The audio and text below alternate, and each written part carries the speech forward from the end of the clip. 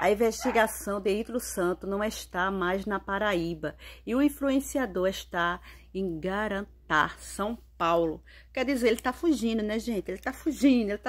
O cara é de João Pessoa, na Paraíba, está para a banda de São Paulo. Ele saiu tão às peças, levando tudo, né, os materiais, que não era nem para ele entrar dentro da casa para pegar aqueles material que estava lá dentro da casa dele.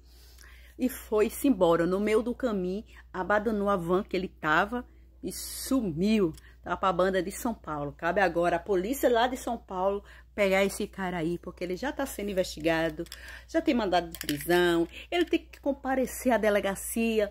O advogado dele disse que não quer mais ser advogado do caso dele. Abandonou ontem mesmo. E ontem ele foi para uma festa, né? Ah, esse cara é nojento, não representa nós paraibanos.